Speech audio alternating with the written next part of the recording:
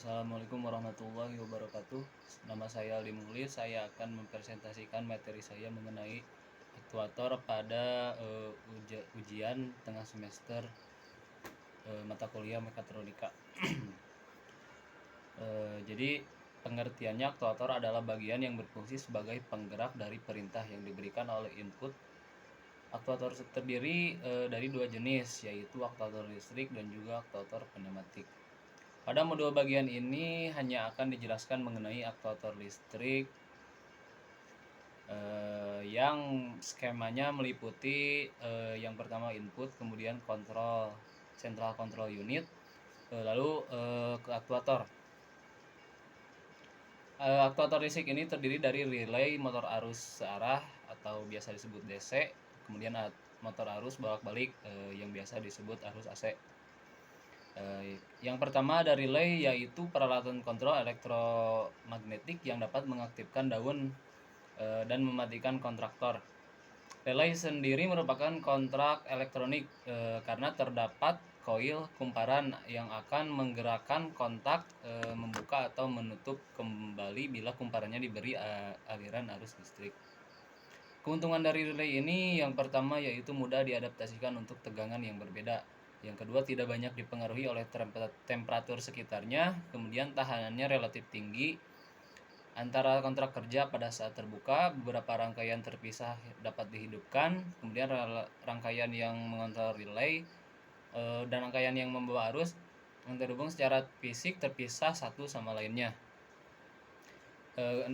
Adapun kerugian pada relay ini, yang pertama, kontak dibatasi pada keausan dari bunga api atau dari oksidasi. Kemudian menghabiskan banyak tempat dibandingkan dengan transistor. Yang ketiga, menimbulkan bunyi selama proses kontak.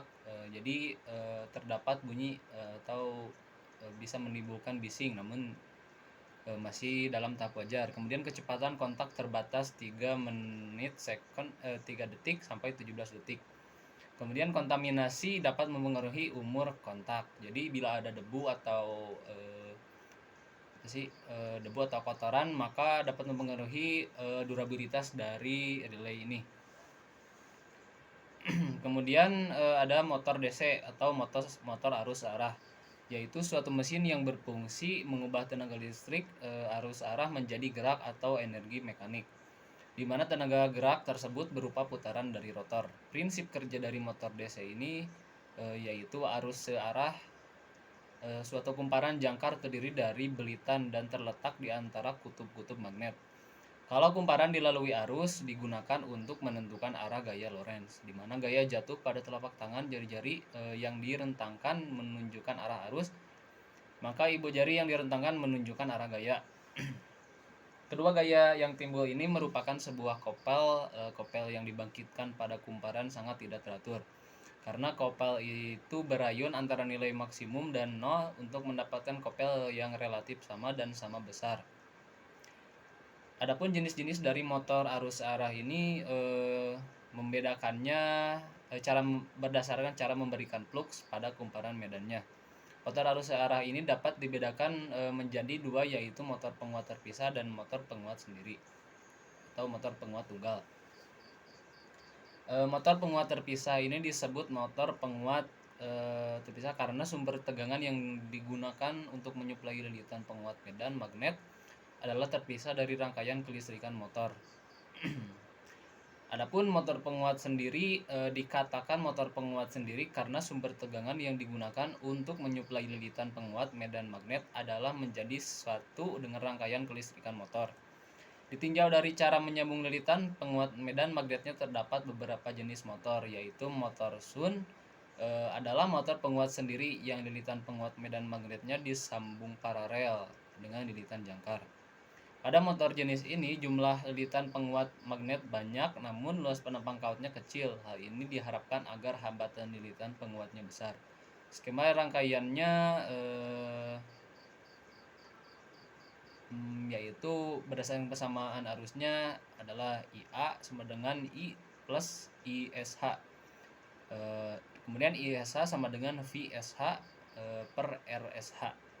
Persamaan tegangannya adalah EA sama dengan P plus IA RA.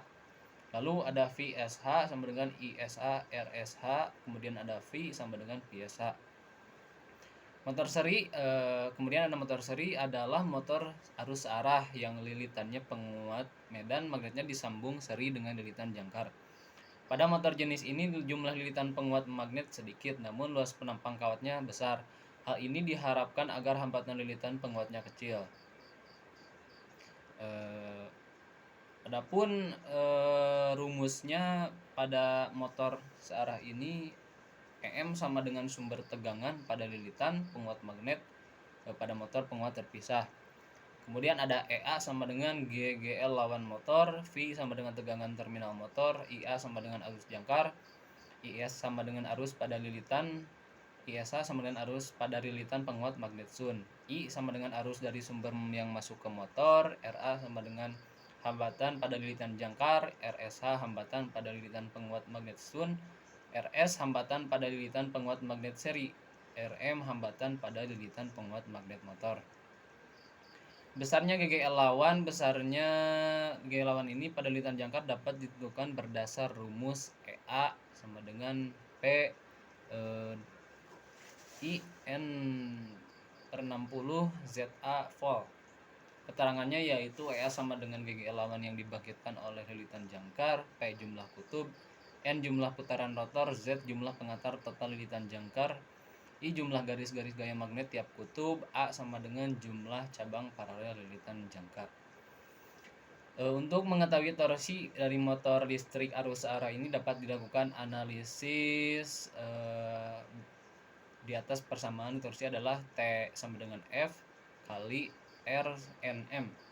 Terdapat suatu rumus usaha sama dengan gaya kali jarak. Jika jarak yang ditempuh merupakan suatu bentuk lingkaran, maka usaha sama dengan F kali 2 akar R joule. Misal poros berputar N putaran tiap detik, maka usaha per detik Fx R nanti akan lebih jelasnya materinya nanti akan dikirimkan. Kemudian ada cara merubah arah putaran motor. Kedua gaya yang ada pada gambar pada materi merupakan pasangan gaya sehingga akan timbul torsi bagian BC dan AD gayanya saling menghilangkan. Torsi mengakibatkan benda dapat berputar, dan jika ingin membalikan putaran pada motor DC dengan cara mengubah polarisitas, motor bergerak atau berputar ke arah tertentu, dan jika saklar pada titik 2 berputar berlawanan dengan arah semula. Kemudian ada motor AC. Salah satu dari contoh dari motor AC adalah motor induksi yang terbagi menjadi dua bagian, yaitu satu motor induksi 3 fasa merupakan motor arus bolak-balik yang paling luas digunakan. Penamaannya berasal dari kenyataan bahwa arus rotor motor ini bukan diperoleh dari sumber tertentu, tapi merupakan arus yang terinduksi sebagai akibat adanya perbedaan relatif antara putaran rotor dengan putaran magnet atau rotating magnetic field yang dihasilkan oleh arus stator. Medan perputaran motor pada mesin arus bolak-balik ini ditimbulkan oleh adanya medan atau flux yang berputar yang dihasilkan pada kumparan statornya. Medan putar ini terjadi apabila kumparan stator dihubungkan dalam fasa banyak, umumnya fasa 3. Hubungan dapat berupa bintang atau delta. Lalu ada tinjauan vektor. Analisis secara vektor dapat didapatkan atas dasar yang pertama arah flux yang ditimbulkan oleh arus yang mengalir dalam satu lingkar sesuai dengan perputaran skrup. Yang kedua, besarnya flux yang ditimbulkan sebanding dengan arus yang mengalir. Notasi yang dipakai untuk menyatakan positif dan negatifnya arus yang mengalir pada kumparan A atau BB atau CC yaitu untuk harga positif. Dinyatakan apabila tanda silang X terletak pada pangkal konduktor tersebut. Titik ABC, sedangkan negatif apabila ada tanda titik terletak pada pangkal konduktor. Maka diagram vektor untuk flux total pada keadaan T1, T2, T3 dan T4 dapat dilihat pada gambar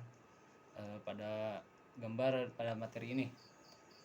Dari semua diagram vektor di atas dapat dilihat bahwa flux resultan berjalan berputar. Kemudian ada prinsip kerja motor induksi. Yang pertama, apabila sumber tegangan 3 fase dipasang pada kumparan stator, maka akan timbul medan dengan kecepatan Ns sama dengan 120 F/P. Kemudian yang kedua, medan putar stator tersebut akan memotong batang konduktor pada rotor.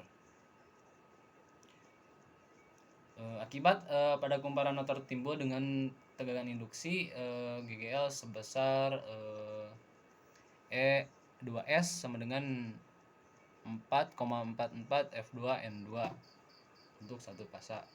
Mungkin hanya itu yang dapat saya sampaikan karena waktunya tidak cukup bila dipaparkan semua. Kurang lebihnya mohon dimaafkan. Wabillahi taufiq wal hidayah. Wassalamualaikum warahmatullahi wabarakatuh.